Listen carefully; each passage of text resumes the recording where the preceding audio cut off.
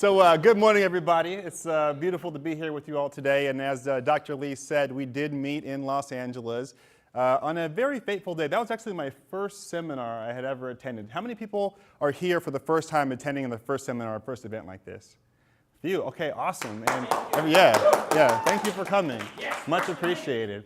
And you know, when I got there, I remember the feeling that overcame me that day. It was that everything in my life had led me to that moment. Everything in my life had led me to making an investment in myself and in my future so that I can go out and achieve my dreams. And so when I met Dr. Lee and he said, "Oh, I'm from Sacramento as well," and we made that connection, I said, step one, I met the person I was there to meet. And that's what brought me here today on this beautiful Saturday morning where I get to share my story with all of you. So I want to start by asking you, are you living your dream? Are you living the dream you had when you were a little kid? Are you a fireman, cop, doctor? So many of us start out our lives convinced that there's one way we're going to go. And then through circumstances, challenges, and losses, we lose our way. And frequently, we lose our way and we're never able to find our way back. And what causes that? Frequently, that's fear.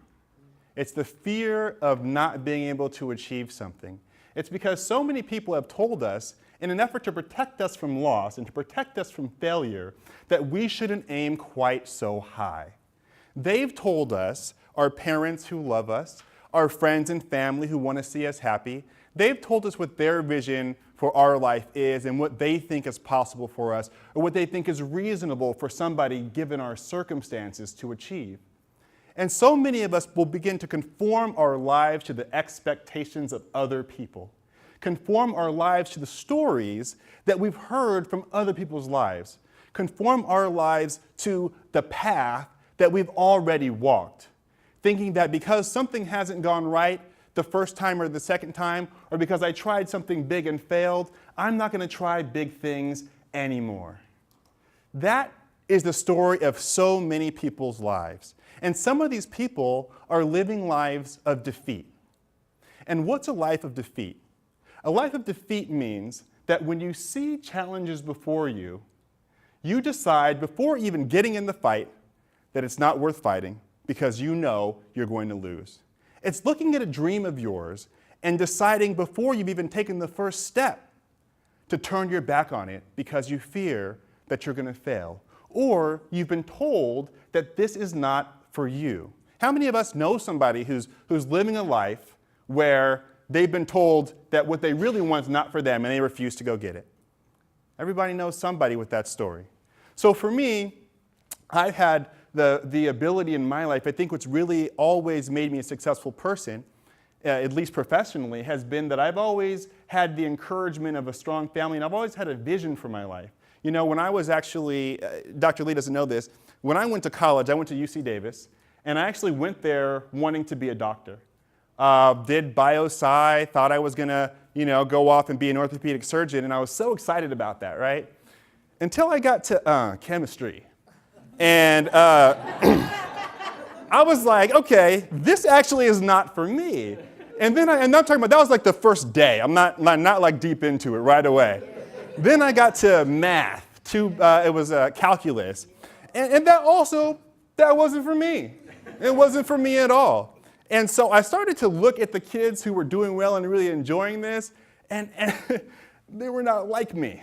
So this wasn't for me, they weren't like me, I wasn't in the right place. But I went to other classes just for fun, took sociology, political science, and when I left those classes, I felt so good about what I was doing. I wanted to keep talking about it. I wanted to meet with professors, talk to my friends. I was like, this stuff is cool, I really like this. And the question became apparent. If you love this so much, why is what you're doing for fun instead of what you're doing on purpose? You're sending your energy in this direction of the thing that's most challenging, and you're not even enjoying it or loving it, but yet you're putting all of your energy, your major, and your entire life on battling through all this stuff you're not even smiling about. So one of the first decisions I made that led me on this course is actually the decision to change my major in college. Now, I have great parents. My dad's actually here today. He's the slightly older version of me in the corner. And and my dad was the chief of staff to the president pro tem in the California State Senate. And my mom was a business owner. But they both wanted me to be a doctor. So I went to Davis to be a doctor. I told everyone in high school I was going to be a doctor. And then I got there and I changed my mind. And I remember the day I called my mom and my dad and I said, hey, cut and bait on the original plan. My mom was actually furious at me. My father tried to talk me out of it. My advisors tried to talk me out of it. Everybody tried to talk me out of it. Caliph, give it a little bit more time. Just give it another semester. Just, do you need tutoring? It's not actually that it was so challenging I couldn't get through it if I wanted to, right? I wasn't enjoying it. I wasn't having fun. It was not something I was passionate about. And I just hated going to class. Some of us right now hate going to work. Or we hate going home to our relationships. Or we hate certain things about our life, so many circumstances that we're faced with all the time.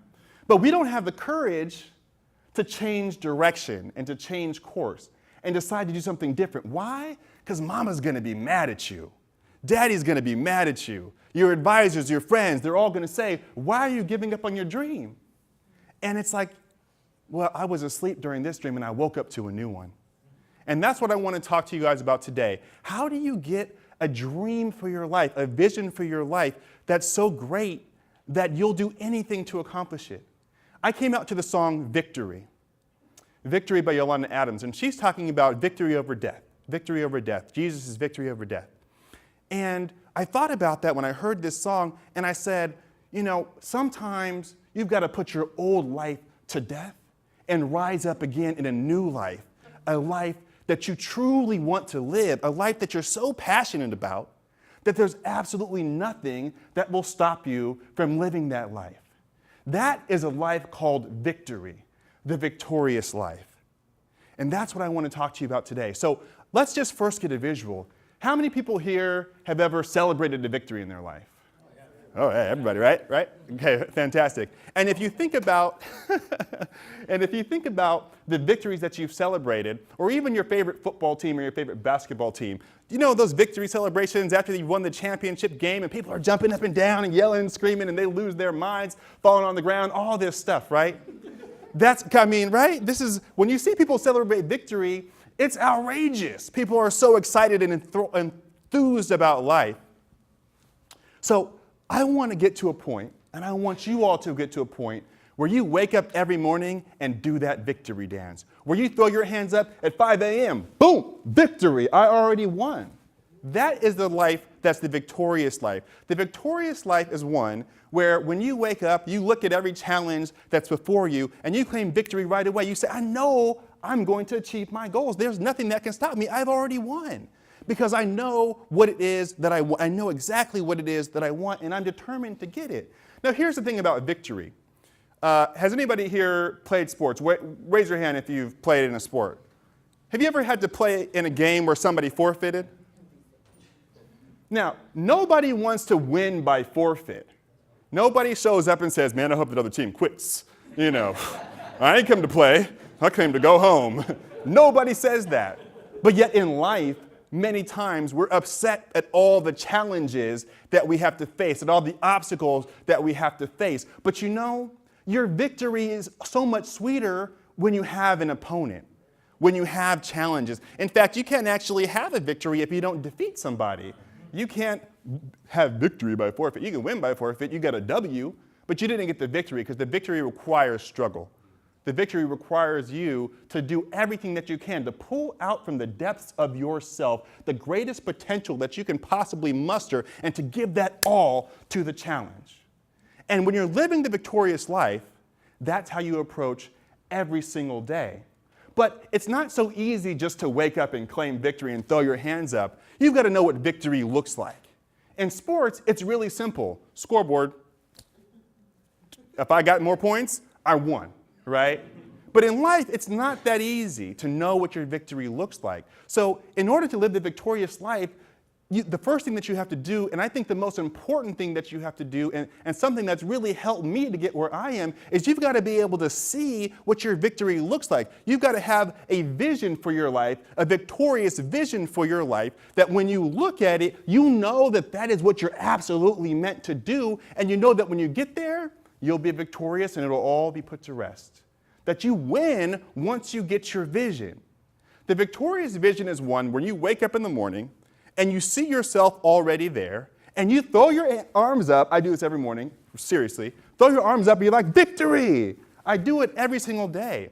I love my life so much, and it wasn't always like this, but today I know that I'm victorious. And every goal that I have for myself, one thing I've never thought about my goals, is that whether or not I'll not achieve them. Every goal I have, I know it's achievable. Not because I know that I can do it right now, or I believe that that it's just going to be easy, but just because I know nothing's ever going to stop me. I've got a vision for my life. And here's how you create a victorious vision, because having a mediocre vision, like, oh, I'm going to have a job and eat food every day and live in a home, right?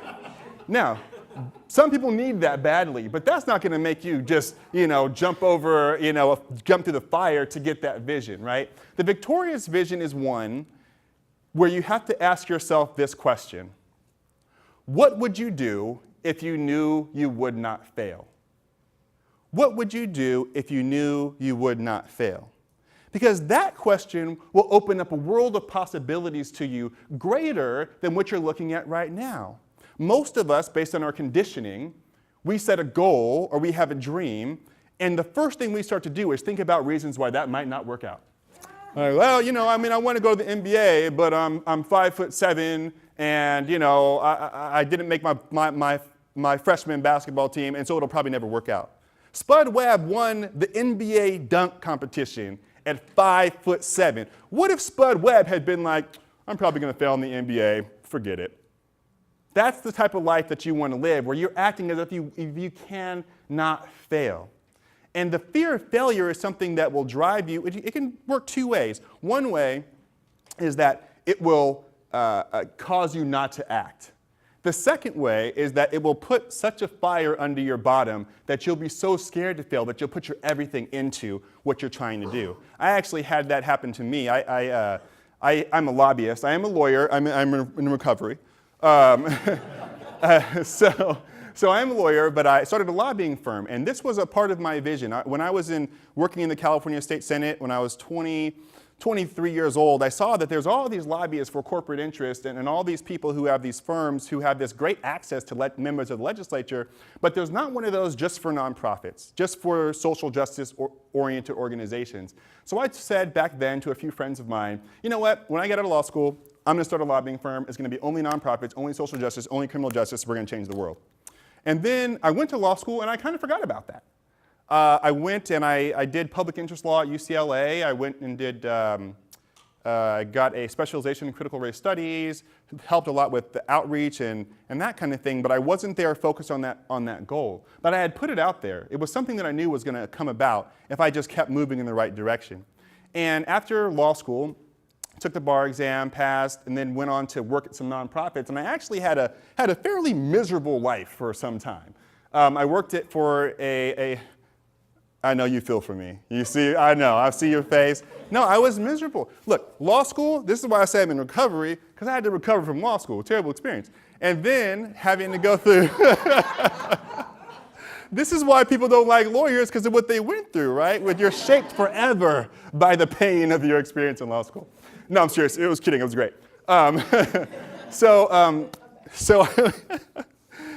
I went and worked for a job where I was being mistreated and I wasn't able to reach my potential, not making enough money. And then I was struggling with addiction. Despite all the things I had achieved in my life, at a very young age, I was exposed to drugs and alcohol, much younger than I should have been.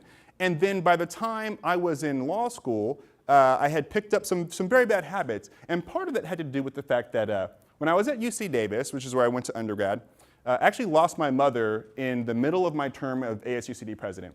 So here I am on top of the world, loving my life. Summer comes, I call my mom, I say, hey mom, best year of my life, I'll see you tomorrow, I'm just gonna hang out and party with some friends. Next day, I get a call from my stepdad, and he says, I'm sorry to tell you, but your mother's passed away. First day of summer, after the best year of my life, I was at the lowest point I could ever be in my life. And that low point, as my life went on in an upward trajectory professionally, I went from there, 2 weeks later I was working in the Capitol, then I went back to being president, worked in the California State Senate, DC, mayor's campaign, assembly, law school, all these things were happening in my life. But as all of these great things were happening in my life, externally, I was descending internally, spiritually, psychologically, into a deep and dark place. And part of my coping with that was using drugs. And that got me in a pretty bad situation. Out of law school, degree from a top law school, passed the bar the first time, and addicted to coke. And working for not enough money, and depressed and anxious and sad all the time. But I had a vision for my life, so I kept going, but I knew that at some point this might overtake me. But as I moved through life, I ended up in a really, really low place. And the low place was, I say my darkest hour came after the sun just came up. Because I was up again, third or fourth week in a row, realizing that what I had, what I was living, the life I was living, wasn't my life. I wasn't born to be a drug addict. I wasn't born to be controlled by substances. I wasn't born to be in the darkness instead of in the light. I was born to serve. That is what I've been preparing for my entire life. And on the day, September 27, 2014, on that day, I was able to see my vision shining, and it said, that is not your life. This is for you. This victorious vision is for you. And your vision is like the North Star. It's that thing that's shining, and it's always visible. And you have to make your vision such that it shines so bright that you can see it even in your darkest hour, even if it's daylight. That you'll know that there's something out there for you. And see, when you have that vision, if you're following the North Star, for example, back in the olden days, as I'll say, they used stars for guidance as their maps. And when they were following the star, all they could see was a North Star. And it's far away. But they know the direction they're supposed to go in. And as they go through that, as they are pursuing and going after the star, they're going to come across rivers and oceans and mountains. But what do? They cross them. They cross them because they know that that is the destination. It must happen. I must get there. There is no other way. So when I face these challenges, I'm going to simply address them, cross them, and do what it takes because there's only one place for me to be. So in order to live the victorious life, you have to have a victorious vision. You have to think about what your life would be if you would not fail. And you also have to think about the impact that you want to make. So people often ask this question, I can't find my life's purpose. What's my life's purpose? And my question is, what's your life's service? Because when you think about what you can give to the world that nobody else could give to the world in the way that you could, what your service will be to the world, what you will be remembered for, it's easy to know what to do. Rumi says, what matters most is how quickly you do what your soul directs. And deep inside of all of us is a vision that's not based on our experiences. It's what our souls see. It's our soul sight. That's what will allow you to see your victorious vision. It's that thing that's been welling inside of you for years, but you just haven't done it because you don't think you're worthy. You don't think you deserve it. You don't think you can. It's something deeper than your experiences. It's deeper than your circumstances. It's your, as Rick Warren says, oh, that's not Rick Warren, Rick Love says, it's your God-given purpose. That's there. So that's what you have to do to have the victorious vision. Ask yourself, what would I do if I would not fail? and then what's my life's purpose, my life's service? And so the second question is, because, if you're thinking about what it's like to be on this journey towards your North Star and to cross all these rivers and all these mountains and cross the ocean, these are challenges. And it's not enough just to know where you're going, because you know where you're going, but sometimes you hit a mountain so tall that you lose sight of it. So what keeps you going in those challenges? What keeps you going when you're trying to cross a river and the current gets really strong and you start thinking, the easiest thing to do for me right now would be just to put my feet up and float, right? Sometimes challenges will take us out. They'll try and take us off of our path. But what keeps you going when you face those challenges? This is the second thing that you need to live the victorious life. You've got to have a victorious voice. The victorious voice is what happens when you start to feel that current and you say, no, I'm going to do this. I'm going to make this. I know I can get this goal. I know I can accomplish it. I know I can overcome this. The victorious voice is the one that comes in every time you start thinking about your fear or your doubt or your struggle, and it says, you can win this. Don't let these other things take you over. The victorious voice is kind of like your own personal cheerleader. It's that voice that you have to hear to get what you need to get done. And it has to be there all the time in critical moments. So I actually, you're going to hear from a professional cyclist later on this afternoon. I've done a few races myself, not the Olympics, but it's cool.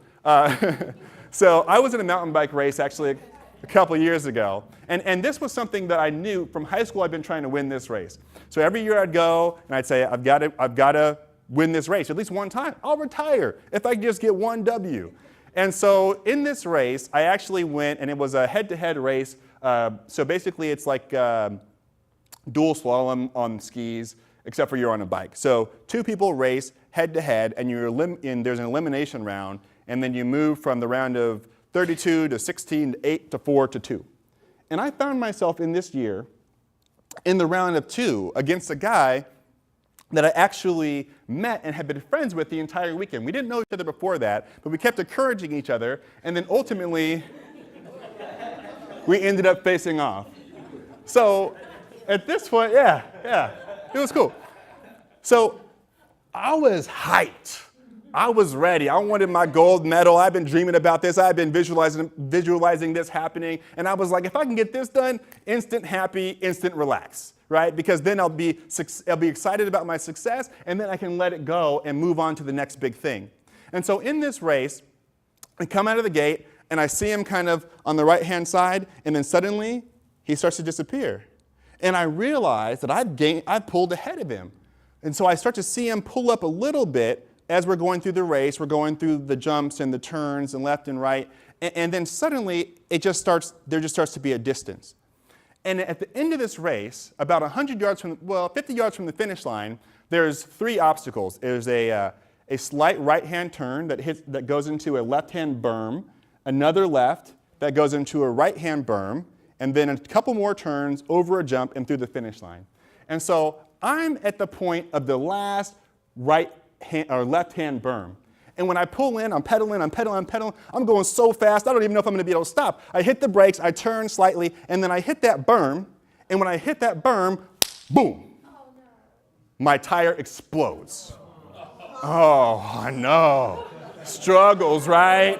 Struggles. That's what I was thinking in my mind. I said, no, my dream, it's right here. It's right here. And oh my God, my tire just exploded. This happened in like 0.001 seconds. All these thoughts in my mind, right?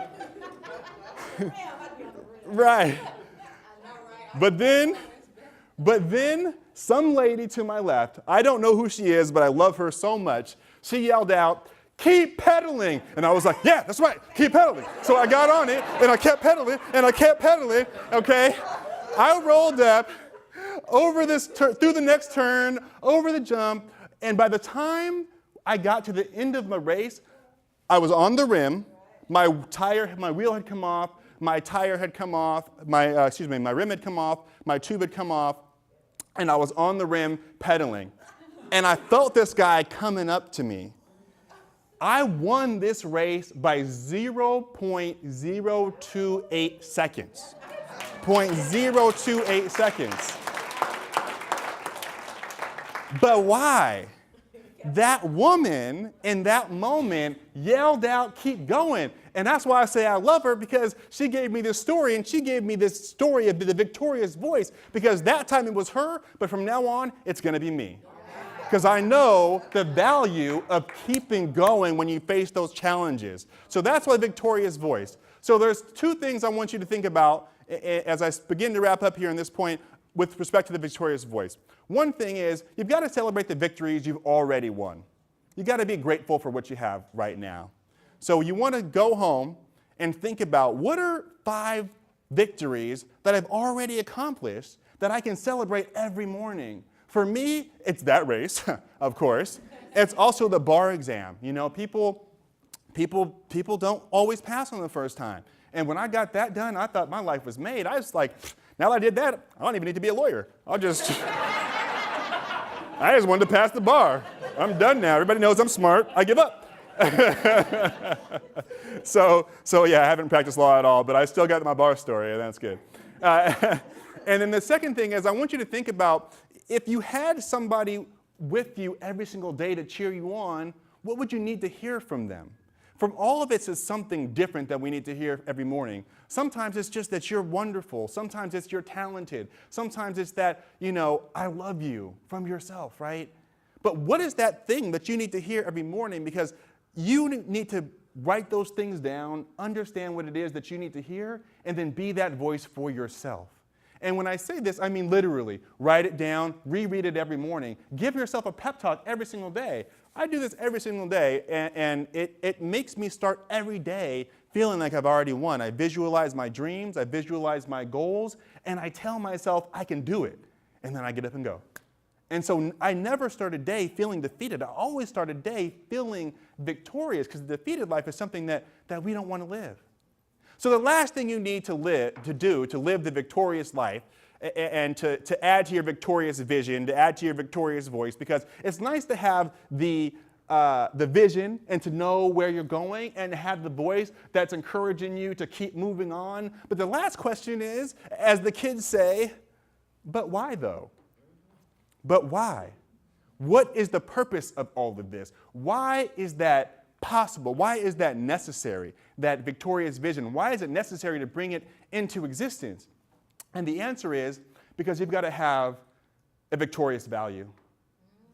You've got to have a victorious value. You've got to know the value of that victory. So we're all going to say the same thing on this point. It's not about you, it's about us.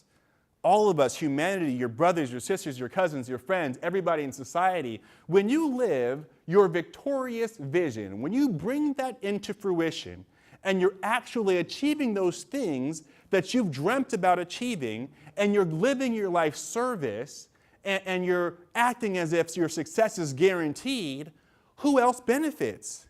It's probably not just going to be you in a yacht, right? It's probably going to be your friends, your family, your kids, whoever you want to serve. So for me, when I started my lobbying firm, everybody told me it was a crazy idea to just serve those nonprofits. They said, you're going to fail, you're never going to make any money, you should be thinking about some corporate clients. And in that time, I took my business from the first client I got, which is about in July of 2014, to by January of 2016, I went from 1 client to 5 clients and to $15,000 a month in business, all in nonprofit clients. But it wasn't about the money, right? It was all about the service. All I wanted to serve were kids who needed a second chance, because I got a second chance. I got a third chance. I had some fourth chances. I had a lot of chances, that's all I'm saying, right?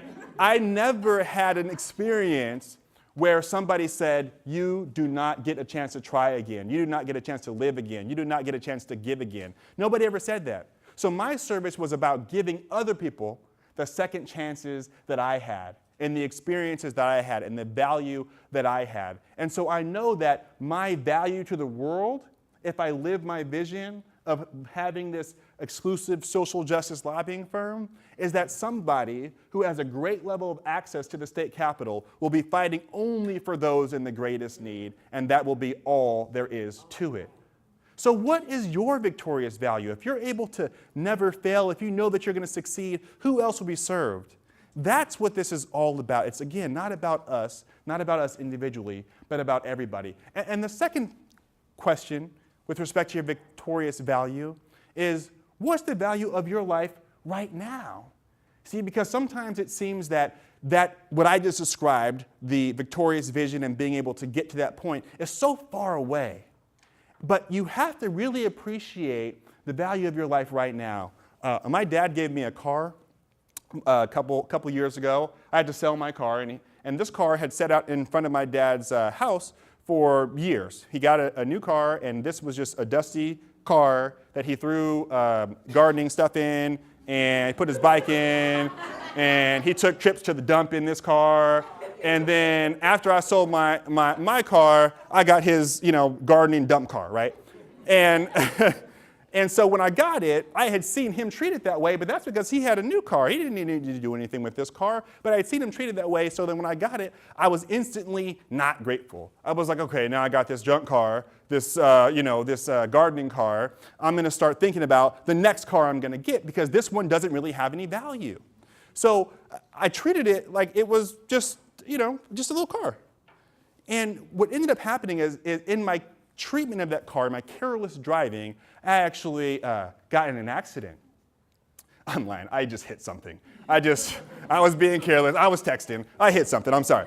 So when I hit something in this car, it had this big blue scrape on it, and I thought, oh my God, my car is now ruined.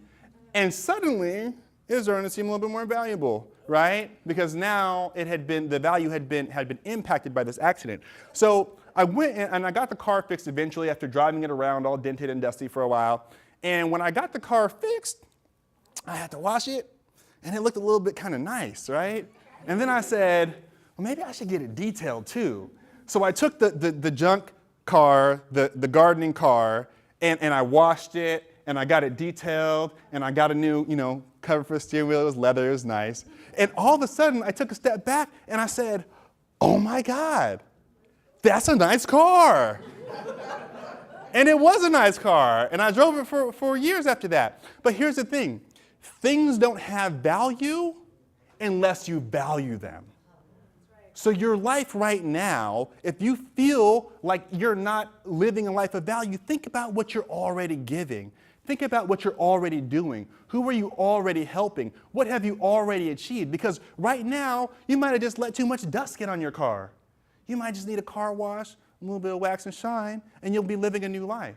And you'll see that what you already have is so valuable, and that will help you to see that what you can truly achieve, if you focus on your victories, if you focus on what you've already given, if you focus on your value today, then it'll be easier to perceive the value of your victorious vision.